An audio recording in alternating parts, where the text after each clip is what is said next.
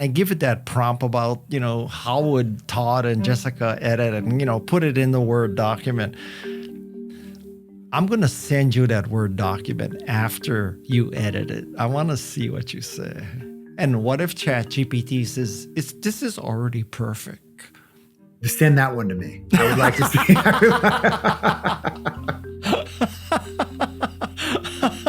Yeah, this is already perfect, Guy and Madison. You guys can go to your goat yoga class now. You don't need to keep editing.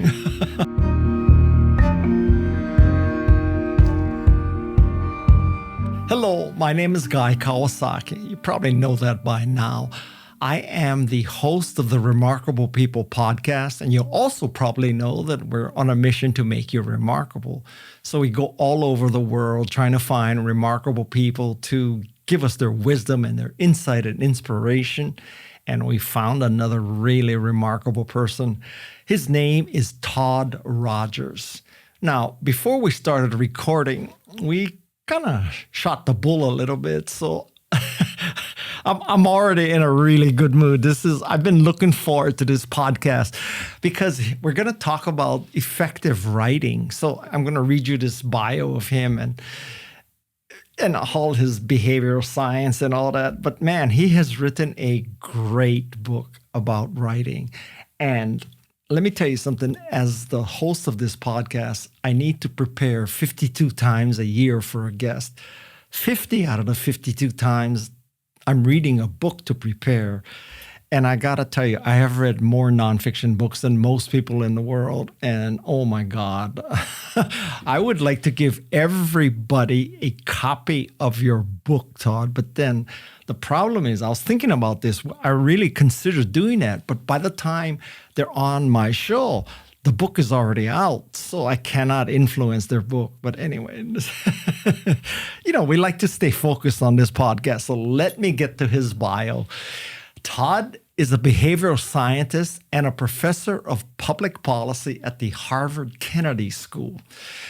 He applies behavioral science to improve education, democracy, voting, and communication, and also K through 12 attendance.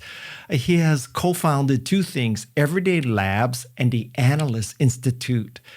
His research helps people communicate more effectively and make better decisions with fewer words. Well, his latest work, he told me as we were shooting the bull, is about maintaining friendships and stuff. So that's another topic I'm very interested in. His latest book, published that you can buy right now, is called Writing for Busy Readers, subtitle, Communicate More Effectively in the Real World. How's that for an introduction, Todd? That's the best. That beginning part about everyone should read it, etc. I was like, I wonder if it's too late to add that to the blurb on the paperback. There are so many things I want to ask you about this book because I've written 17 books. Some people say I wrote one book 17 times, but that's a different discussion.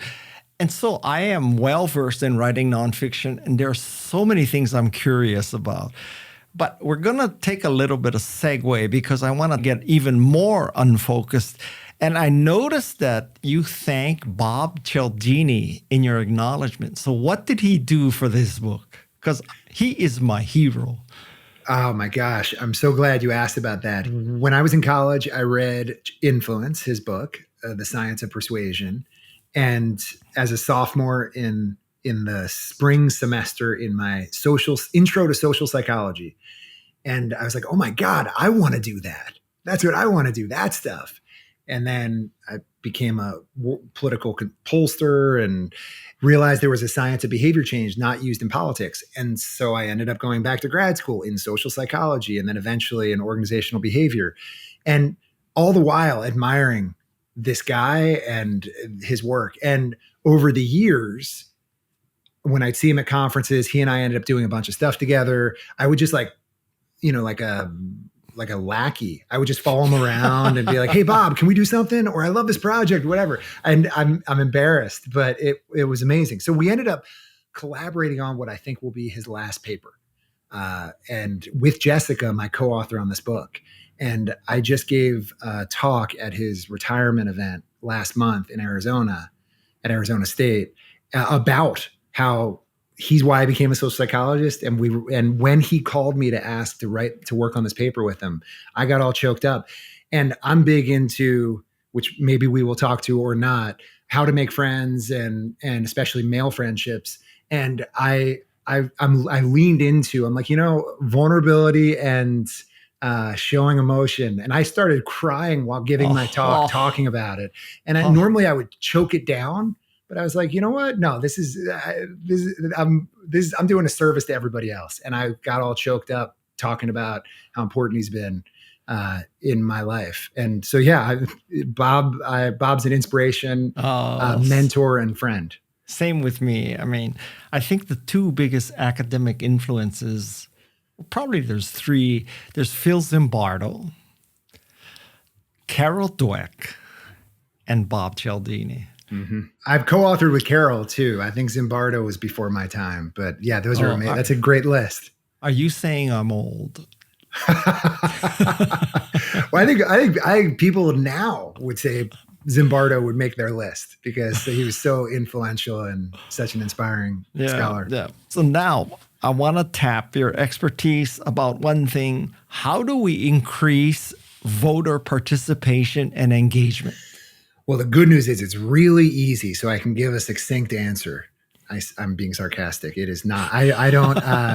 I worked for a decade and I co-founded the Analyst Institute, which translates behavioral science and data science into political strategy, and ran hundreds of get out the vote experiments, randomizing different messages and different modalities and things like that. And I think there are two very different answers. One, the candidates, when you have an inspiring, motivating candidate, they swamp everything. So the most important thing is candidate message timing, which we don't have much control over.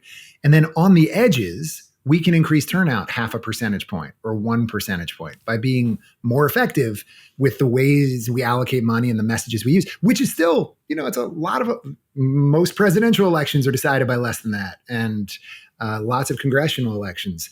So that we only can make improvements on the margins. And I think it's just worth having like realistic expectations. That's the short answer.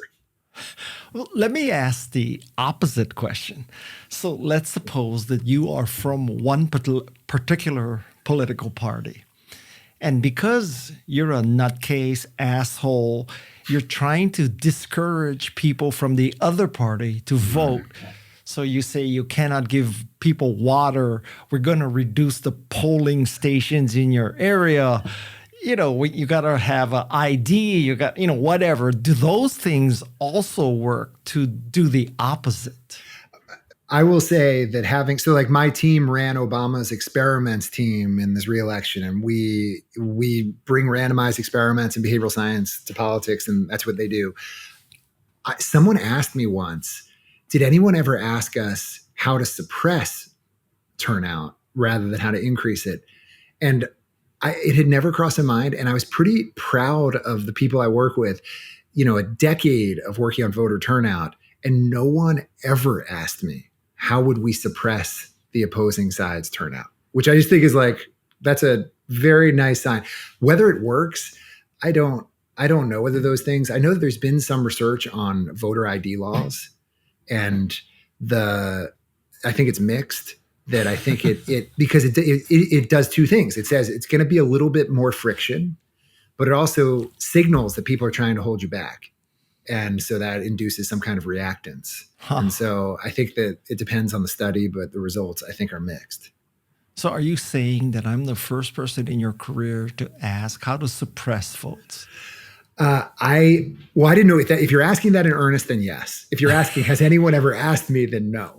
Like people have asked, has anyone ever asked me? And no, I it's pretty cool. I think that it's not so Machiavellian as it's like win at all costs, at least the people that I work with and that I have worked with in the past. So yes, Guy, next time anyone asks me, has anyone ever asked me how to suppress turnout? I'll be like, yeah, there was this guy.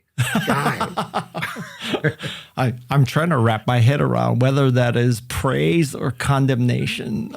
Well, okay. Now, something that Yeah, I don't think anybody can argue against this. Like, you did work about how to reduce K through 12 absenteeism. So now how do you do that? And I'm not suggesting I want to know how to suppress attendance. Okay. That I think there's probably way more obvious answers to how to make kids not want to go to school. There's lots of ways to do that. We're incredibly creative at that. I started doing research on how do we engage families after doing the voting stuff. I had a little fallow period and discovered that I really wanted to figure out how to mobilize social support for kids. Now that could be mobilizing coaches and ministers and grandparents, but also especially mobilizing parents. And developed a bunch of interventions that we did these randomized experiments in school districts and found that 3 psychological features. One is that you want to direct parent attention to something they have agency over, which is like if you remind parents that their kids aren't doing well in school, you may motivate them, but it's not clear they know how to produce better academic performance with more motivation. Attendance is much more straightforward.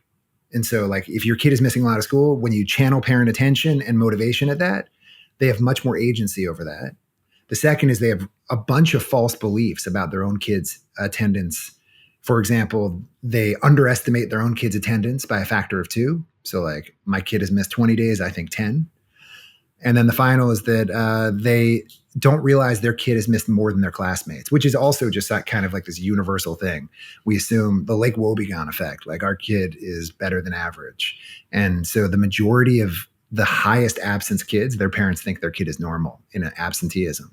And when you do these interventions in a cost-effective way, like we've now replicated in more than a dozen separate randomized experiments in schools, we developed a program of intervention that reduces absenteeism at about $10 per day generated. The point is just that it's about 50 times more cost effective than anything else to reduce absenteeism. And so after some prodding from school districts, we ended up starting this company, Everyday Labs, that now works in most of the large districts around the country to implement this to reduce absenteeism using the sort of like communications program that really is like optimizes the right message at the right time through the right channel to capture as many days of attendance as possible. And so the psychology is really lots of things, but those are the 3. Okay. I'm sure you will know what study I'm referring to and who did it. I'm blanking right now what his name was. I actually interviewed him for this Remarkable People podcast. I also interviewed his wife.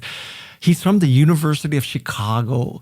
And there was some study about where they paid people to send their kids to school. And, there was like a lot of controversy. You shouldn't be paying people to send their kids to school. It should be motivated. John List? It was John, yeah. Okay. So as I recall, his take on it was, listen, the ends justify the means. If you pay them and they have better attendance, God bless you.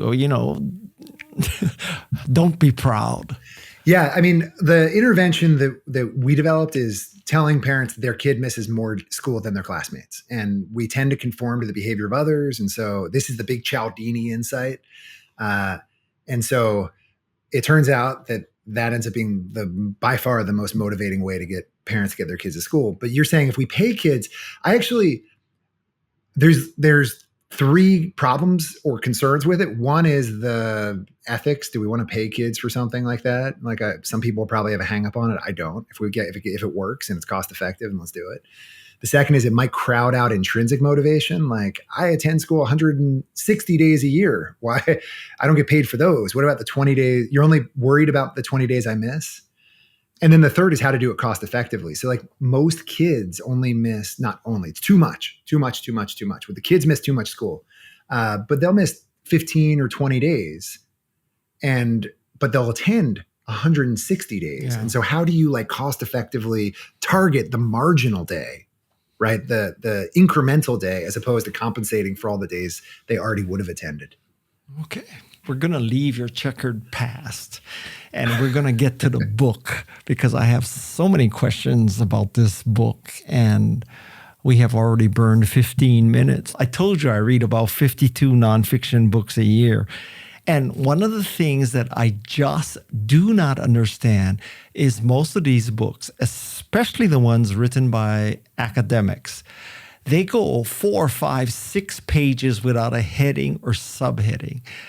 And it drives me just batshit because I cannot remember on the 4th page, what the hell is this about?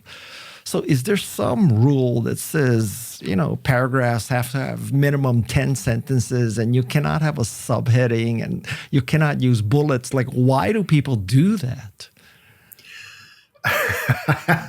Another question no one has ever asked. Oh, we are only just beginning, Todd. I love hate it. to tell you. I know that you're being sarcastic. There's not a secret training guide for how to write in a way that no one will be able to comfortably read. I hope that it's basically the inverse of our book, and that we could probably pull it together by doing the inverse. You're basically saying, like, they're writing without an eye towards how people are actually going to read it. That's the objection, right? Yeah. It's like you're just not helping the reader. You're just writing, and they may be beautiful prose. So basically, your assumption is that most people are skimmers, right? So talk about skimming. Yeah, I think that is the boil down the book to everybody is skimming, and so given that, we should write in a way that accommodates the way people skim, because it will make us more effective at actually getting through. And it turns out it's kinder to our readers because you'll appreciate this. Like, the idea is starting with the reader experience and then working backwards. They're going to skim.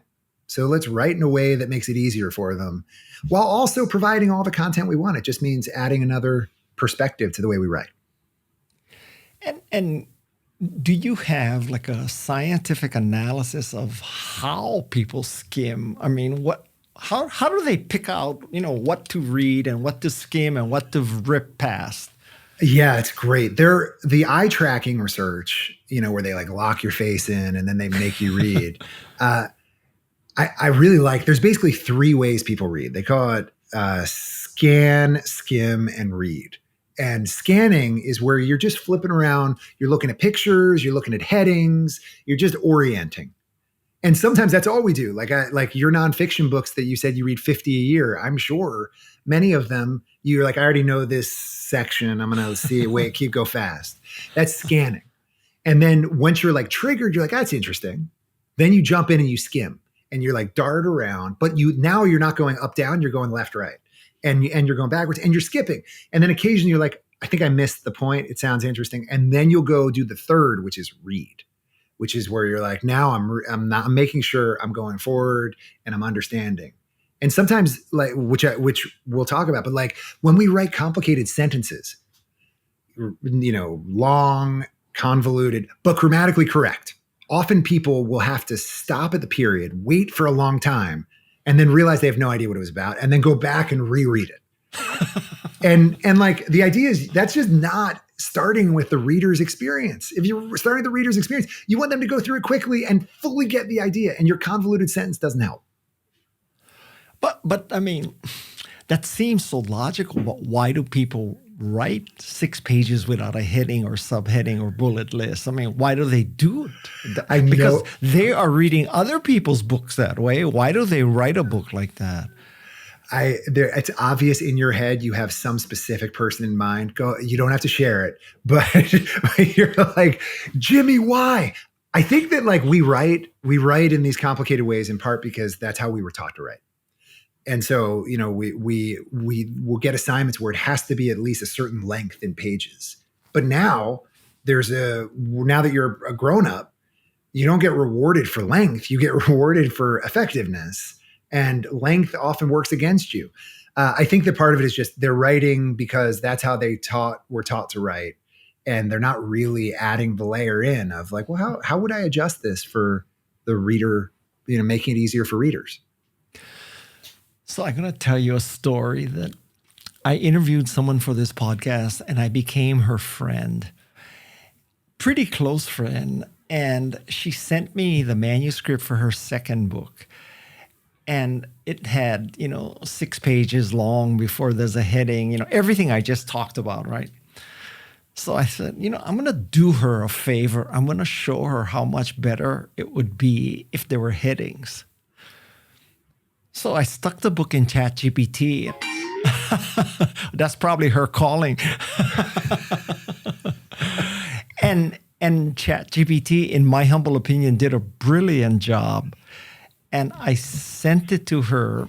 And there's a whole nother side story because she thought that by me putting it into ChatGPT, I had just put all of her IP into the public domain and it was like all released. And that's not true. That's not true at all. If you're an author, you can do this.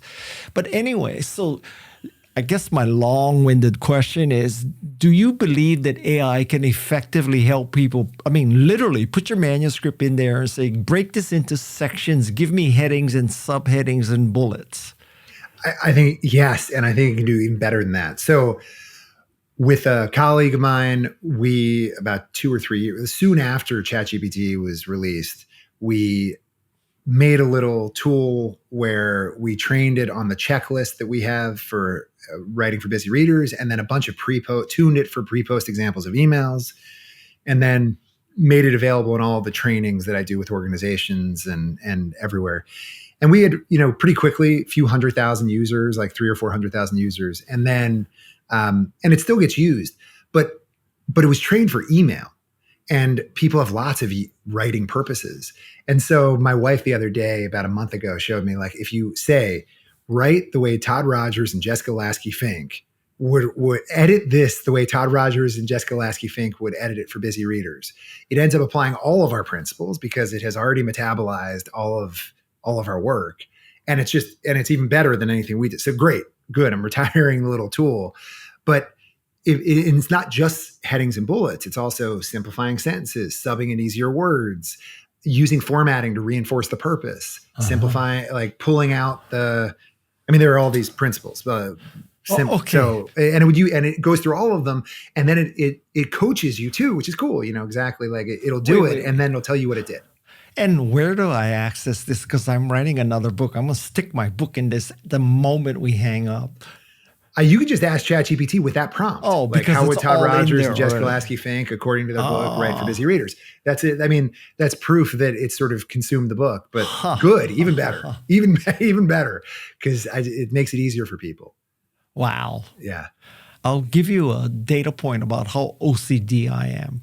So prior to AI, as I was finishing a manuscript, I would search for every word that ended in ly because I wanted to hunt down every adverb in my manuscript. I look for every instance of the word very, so that if I wrote it's a very dark night, that's a bullshit thing, right? I look for every instance of the word be because I wanted to make everything the active voice. I look for every instance of the word which to see if it should have been that. I call this the witch hunt. I love doing this. This is like, I love editing. Anyway, I'm falling on my sword here. So, okay, I'm going to tell you another story. See if this really appalls you. Okay. Yeah, please. All right. So I get asked once a day for a blurb for a book. Once a day. And when I'm in a good mood and I'm not busy and I'm not surfing, which is not too often, but often what I do is I tell the author, this is what I'm going to do. I'm going to take your manuscript. I'm going to stick it in ChatGPT. I'm going to ask ChatGPT to summarize the book and give me an analysis and do all that kind of stuff. I'm going to read that, and then I'm going to ask ChatGPT in the voice of Guy Kawasaki, give me 5 examples of blurbs for the book. And I have done this many times, and I'm telling you, the blurbs are brilliant, like far better than I could do. And then I send the blurb to the author. I edit the blurb a little bit. I send it to the author. The authors are always blown away by the quality of my blurbs. So I have figured out how to make blurbs scale. Now, are you going to tell me that, Guy, that is so insincere, that is so wrong, because people are depending on your reputation and your judgment and your perseverance and your hard work, and really it's ChatGPT generating your blurb, so you're ruining the blurb business? I don't know that I have anything to add to that. I mean, I would love it if you also said at some points, after reading a summary, you're like, regardless of what quality blurb ChatGPT produces for me, I don't think I want to blurb that. Then good. And like what they really want is certifying the topic of this book is interesting to Guy. And then whatever clever thing you and ChatGPT combine to say helps to drive that home. Okay. I feel morally relieved is the good word. I don't know that you should. I don't really want to be the moral arbiter of stuff, but Todd, you are released of moral. Todd, as long as you reject some. When you come on my podcast, you have to give up all pretense of who's in control here. You are my moral arbiter, and that's a very, very cherished position. So, okay, so backing up now, let's get specific. How do you define effective writing? Effective writing starts entirely with what readers actually read and understand and whether they respond when you ask them to respond.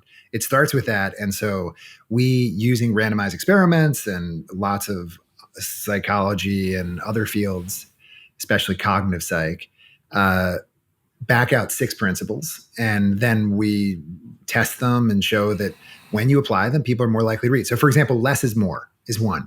That means when you we've done experiments where we randomly delete every other sentence and people are more likely to donate. We've done experiments where we cut out the middle of something and double the likelihood that someone, responds to set up a meeting.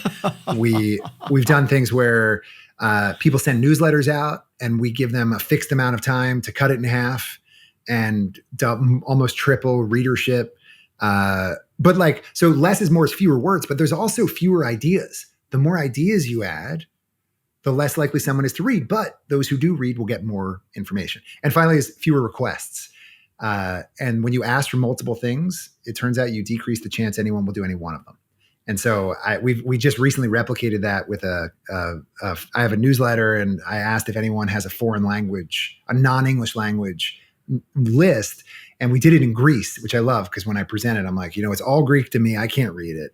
But she randomly replicated the same. Like when you add extra requests, you decrease people's likelihood of doing any of them or any one of them. Yeah. Is all this science about emails, or does the same apply to a book?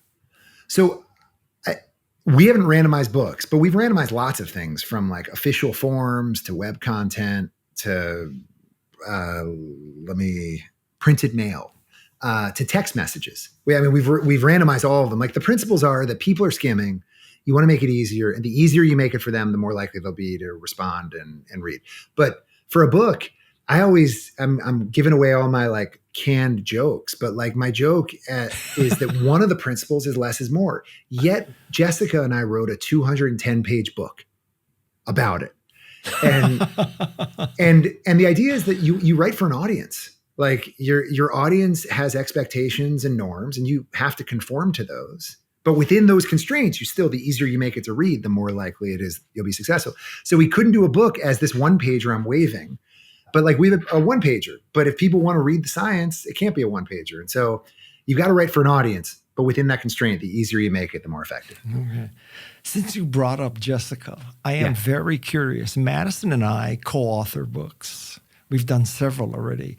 So Jessica is your co-author.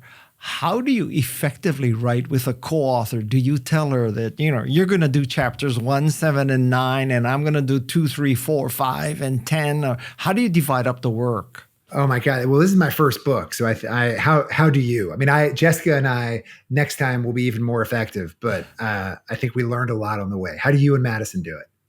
Well, the way Madison and I do it is I take the first pass and then she follows me and fixes everything. and then I use several LLMs as research assistants. So Madison also has to make sure that I don't put any hallucinations in the book. Yeah.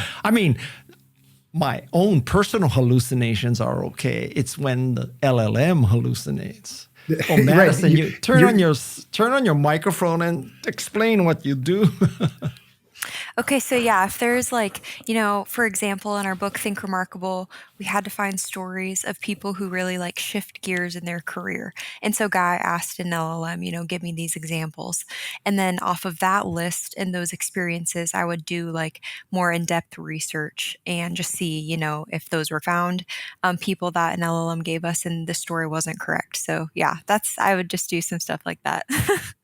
That sounds great. And if you guys have written multiple books together, congratulations. It's hard getting to the finish line. Yeah, what I find hard is to have more than one person actually writing, because the style is so different, right? That I think a book should be written by one person, but it can be authored by more than one person. It's different. Oh, I like that. Yeah, the single thing that Jessica and I would often diverge on was whether we are characters in the book. And we decided early on together, I just kept forgetting that we are not. The book is an engaging way to learn how to write more effectively, using a scientific tour of how to center readers. And I would add stories, and Jessica would be like, nope. You mean personal stories? Yeah. I'd be like, I was recently doing whatever. And she's like, that's not the book we're writing. And we agreed on it, but I just had forgotten. If Madison did that to me, there would be no book. Well, the book is, we want your hallucinations, Guy. Okay, this may be, kind of if a tree falls in a forest, did the tree really fall? But do you believe that effective thinking makes for effective writing? I mean, which is the chicken and which is the egg? Which comes first? That's a really good question.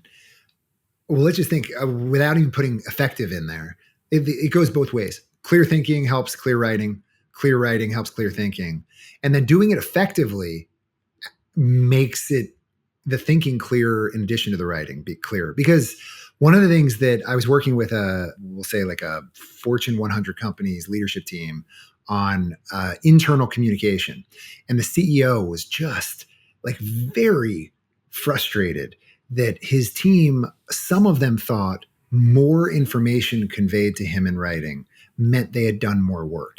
And he really wanted to drive home that more information means you have not done the work of prioritizing, right? Is that what it was really useful for level setting as a team. Like, you writing lots to me means you haven't actually done the work of using your judgment to prioritize. And so like being clear and more concise actually signals more clear thinking and prioritization. Everything goes all directions in your question. But okay, so have you not just impugned most of K through 12 writing? Because as I recall, and I went to school a long time ago in the previous century, there were always minimums for papers. And so you had to use 1.5 space. You had to use 14-point font. You did whatever. You used footnotes at the bottom to push everything up. You did whatever it is to get the minimum. And now you're telling me that's exactly the wrong thing to do. I don't know. Because if you didn't tell me in 6th grade the final research paper has to be 10 pages, then I would have definitely turned in one paragraph and never written a 10-page paper. So I don't know. I'm workshopping something, an idea that I was talking to a philosophy professor friend yesterday. We were like workshopping that, how they say in early education, you learn how to read and then you read to learn. So that's why you need to master reading, because you can't, all the other content requires you be able to read. I wonder if writing is the same, where we learn to write, and that's what's going on in the early days. And then as we get farther along, we write to learn, maybe, or to like write because of what you were talking about clear thinking. Like, I don't know. There's probably some better way to say it, but I think there's something like that where learning how to write clearly, like, actually helps us think clearly, exactly as you were saying. And so early on, we just need to learn how the words work and the paragraphs work. Yeah. And then later, those all become tools for helping us clarify our own thinking. I would say that the phrase you just uttered, that you write to learn, is kind of intellectual's mic drop moment. If my mic wasn't attached to this boom, I would have dropped the mic right now. But as I think about it, Write to Learn, I know that, Madison and I wrote a book called Think Remarkable. Writing that book forced us to look at ways to be remarkable. And right now we are writing a book about Signal, the messaging app. And I wanted to be kind of a, metaphorically speaking, Signal for dummies. And I wanted it to explain Signal to everybody. And I have had to learn so much about Signal to write this book. Oh my God, I had no idea Signal does so many things. So it's forced me to learn. And I guess to like generalize beyond those of us who make the bad life choices of writing books, you like people, when you put together an argument, like the Amazon has the 4-page briefs, like you write to clarify your thinking before you present it to everyone else, and they all read the 4 or 5-page memos. Or when you're writing an email as a sales situation, like you're really clarifying your thinking on what the value proposition is to the consumer. So like, I know that it is true that when we write these long researched pieces, we have to learn so much in the process, and that it's a necessary condition for being effective at writing.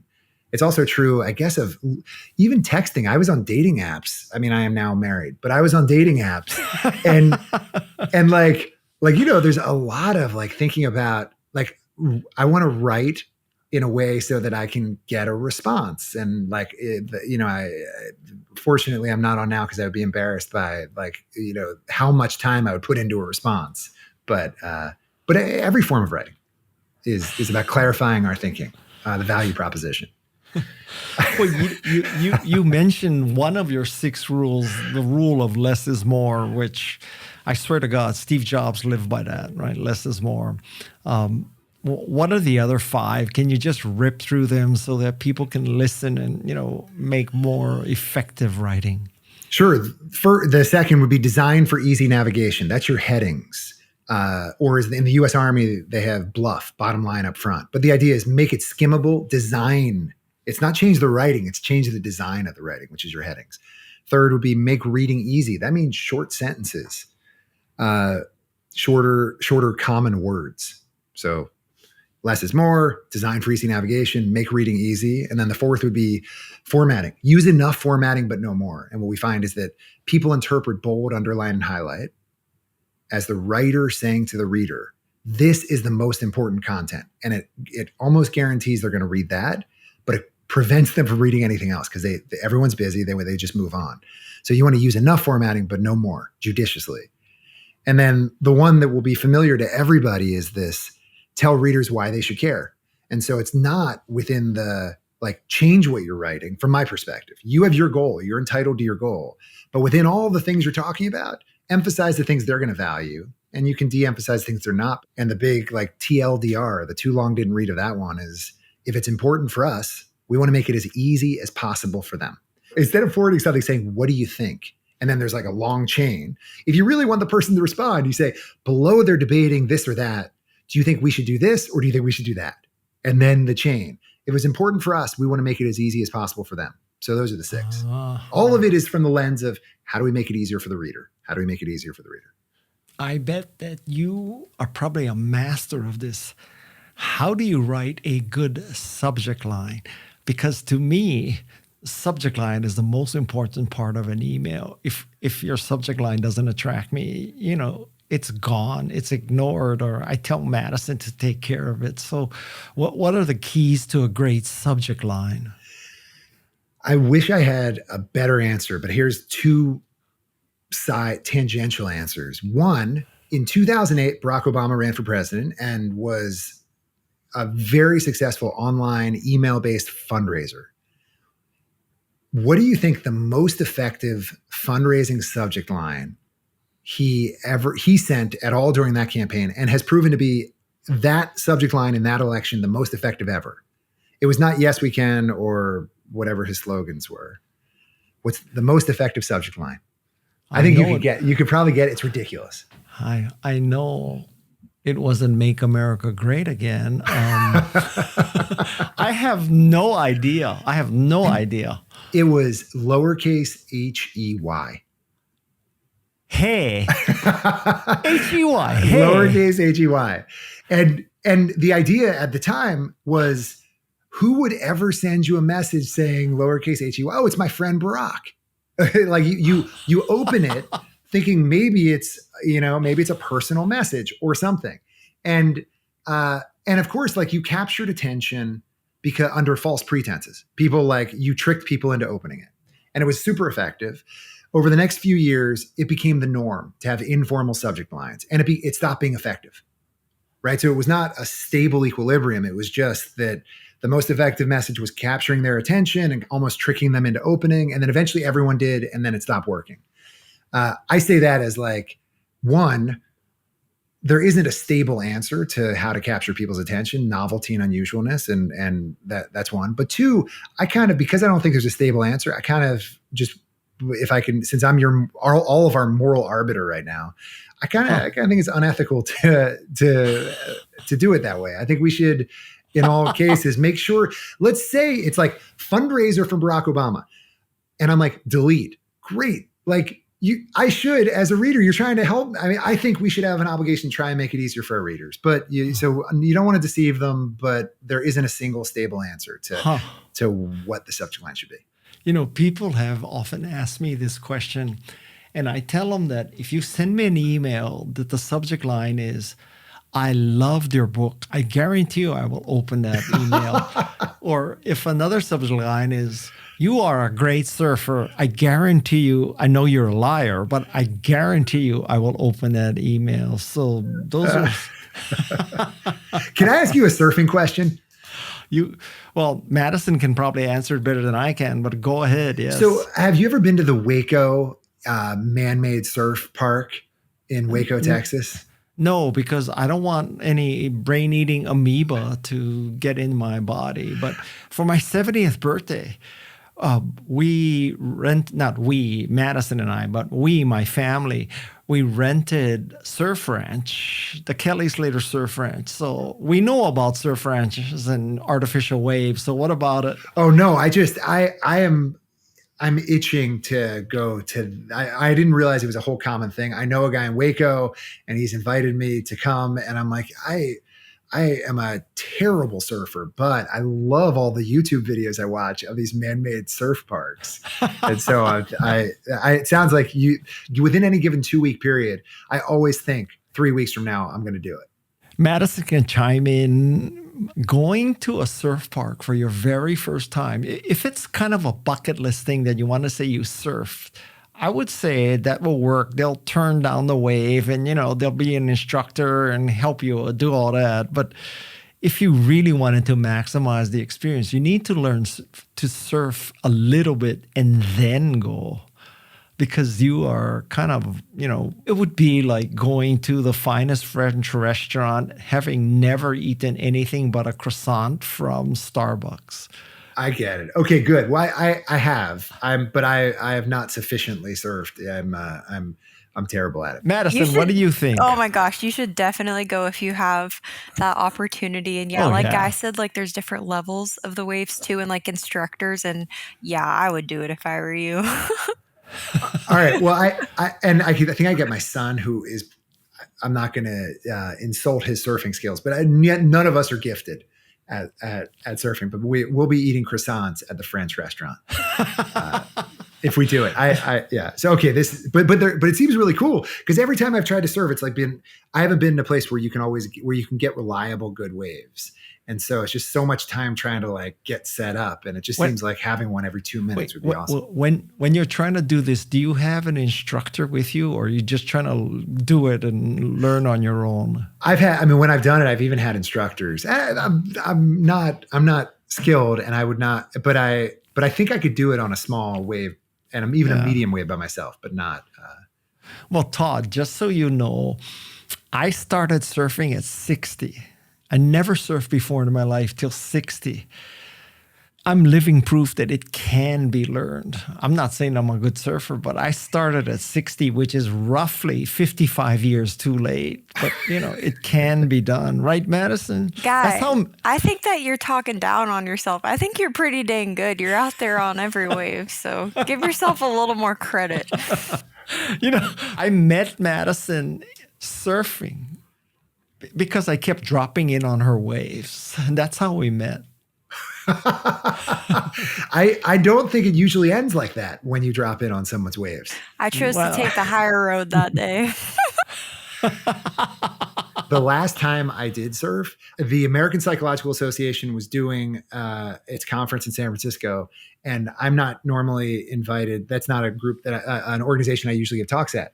And so they invited me to give what I thought was going to be a keynote, and I was like, sure. I was real excited about it. I flew out, and I was staying at a friend's place. And I was not a keynote. It was a panel, and it was competing with goat yoga.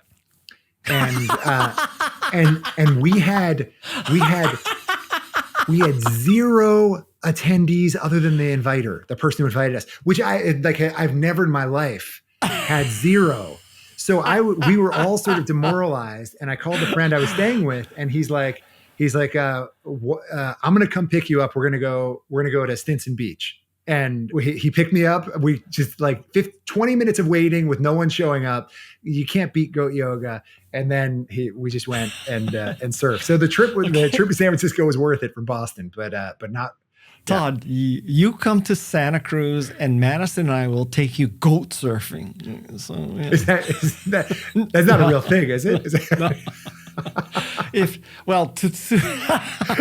If we, inside joke, if we really wanted to do goat surfing with you, we would have to invite Kelly Slater, because Kelly Slater is the greatest of all time. And so it can be you and Madison and I and Kelly Slater.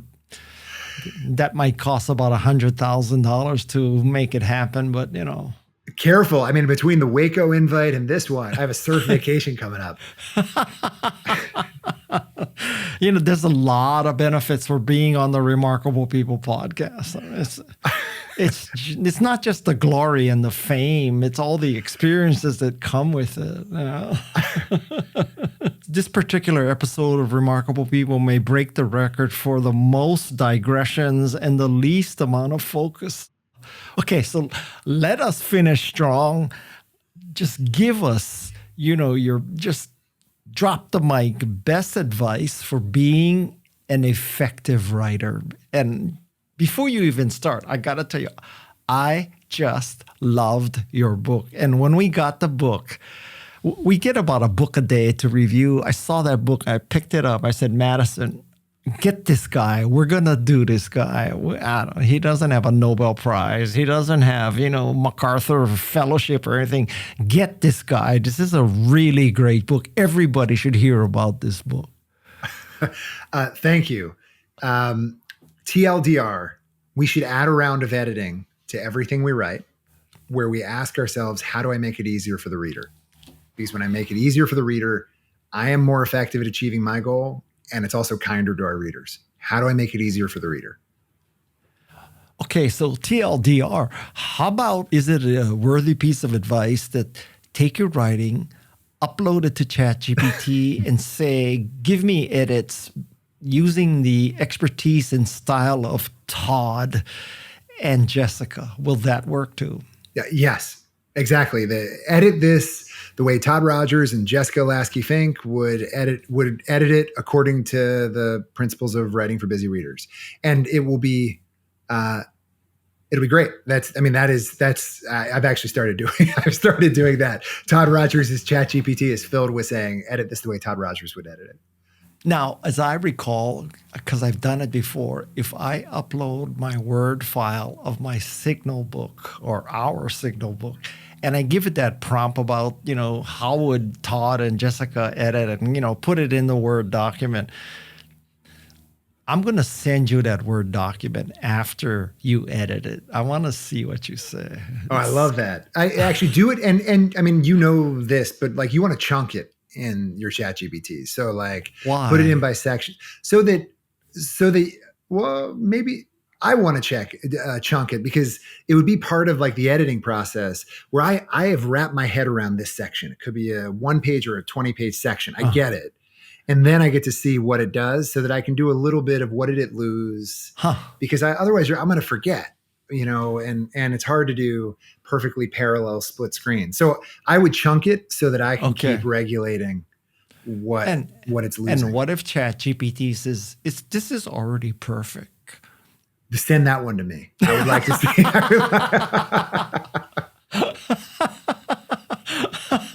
Yeah, this is already perfect, Guy and Madison. You guys can go to your goat yoga class now. You don't need to keep editing. when next time it freezes, next time that computer freezes, that's how I'll interpret it. It's just like it doesn't know how to respond. It's perfect. ChatGPT is offline while it figures out how to respond to Guy and Todd and Madison. Yeah, all right. Sam Altman, where are you? All right. Next time your ChatGPT is down, it's got very high reliability. Sometimes it's just down. That's what happened. Guy put his book with Madison in, and it's still trying to figure out, how do I tell them perfect? All right.